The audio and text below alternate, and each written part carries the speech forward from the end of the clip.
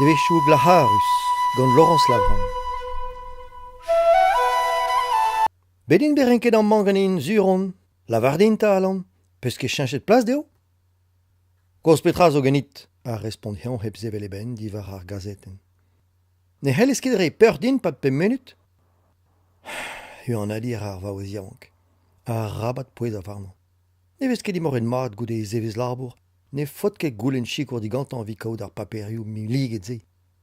A hi digeri tireten ar ganastel, hag renk a liziri a vo redinten outo, fakturen nou a follen out seku. Igwaz a ra un tol zellouti seri ar gazeten a mont betek gant dar listri da walc'hi da skafe a rogmont davet dar vaouez yaouank. Eus peus ar paperioù zo koz ganit. Eus karnedou yehet eilin a youna. Ur vizit o deus da gaout dulen vintin, ar skolerez o paouezri kelou din er mintiman. Ur vizit? Perak ta? Neus kudenn ebet ganto? Non, vel just. Nemet ur vizit ordinal, poeza, musulia, guria o daoulagat, o diou skouarn, gwelet hag e komzon hag e komprenon mat evit o oad. An diorren korf asperet. Fabien Yven eus tremenet seurt blizit e pa de vloavez divia skolvam. An koun ur het peus? A penans me fe bezonch, a c'hoz molas Alan. Pa oa Fabien ouz pen c'hwer vloa pa oan em gavet ganit. Displij d'un tamm gant e veziadenn ne kendalc'has Soraya. Gwireo, n'en em an vezem ket c'hoaz. Hag hi poza un dan karantezus war brech e gwaz. Zellet a raouti. Na pegen koan eo gant i bleo hir rodelek betek e div skwa. I c'hoc'hen liou karamel, tinval i daoulagat vel voulouz an nous. Fesonet dous a ken teneral ma zeo. Distereo bet ar chenchaman en ni en ur ober reiz vloa. Ken nave fe gelet zonjal eo un tamm mat yaouankoc'h eget i fevar vloa a tregon. Chomet mistr gant iz rolinen, daouz deibe a ganet daou vugel, hag a c'herzet skan a blije kemen digwaz. Mous c'hoarzi a dei didro. A hi stoui betek ennan, pokat de an prim war e vuzellou, a da had sevel, tranquillet. An nol di ben zun emeus a ben kaout ar c'hanedou ze, an diou bikez ne vinket etremet divesker o stroba hanon, emei. An diou c'hoar hevel a vo betek ar zuldanouz et timam Soraya, 50 km benag eus Santonom. Egise an ne varlec'h evo kemeret amzer da vont gant Fabien da grez an departament de lycée labordouar hag a vo an deise digoret e zorioù. Daouz dean be ur skoliad mat a walc'h en neilvit klas, en eus c'hoant ar podiaouan kuta da lycée holek, a mont da heulier stumadur var a lier zo riz. A vis skoaz eo bet plijet gant ar fleur. A liez et tigas e bleunioù d'ar ger pa oa bin.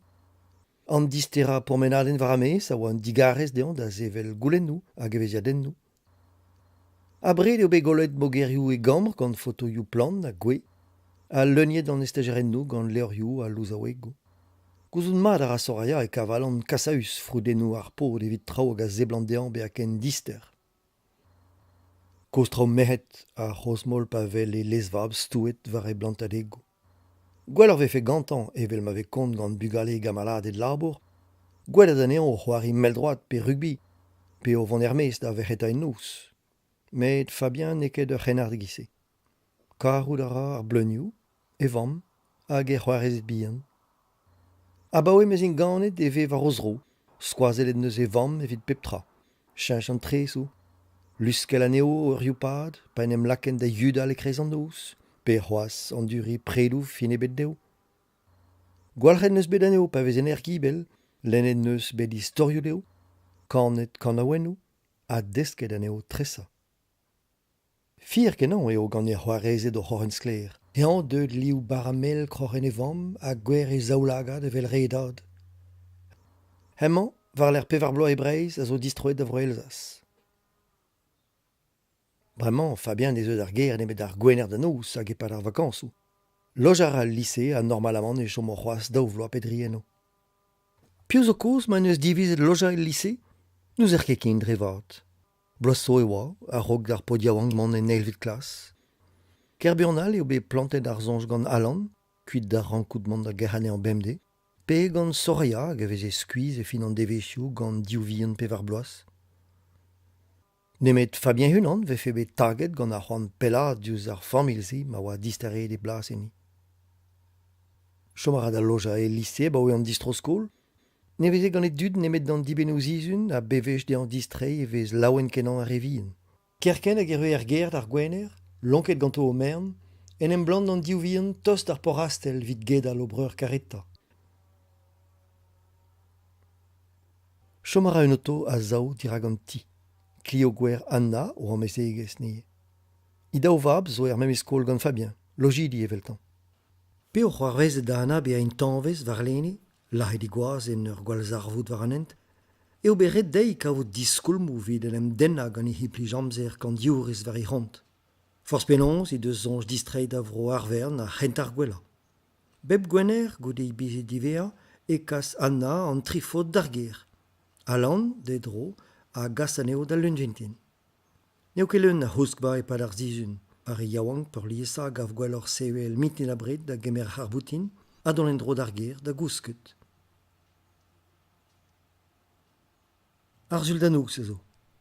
Trei a disrei ar a Soraya en i gwele. Skuizio se bet an diben zizun. Re hir o bet en dechen hervez alan ar veladen da lycée me ma Fabien o zangelmont. Plijet e vefe bedei koulskoude gwelet da liorzo hag an ti er gwer gant imap, met hu an adi ar e alan pendaben. A boan mo deus stolet ur zel war an diskouzadegou e ragzal hag er c'hlasso. E din er mez, kerken hag echu gant ar rener e brezegen genik, o kemer buan a bun an dielo astenet deo gant ar strolat skolidi dileuriet evit henchar an dut. Seder eo ar meret yaouank, naturel a saurus ar chugou frouez kineget d'ar veladenerien. Dipituze a zonje Soraya en ur azeza en auto.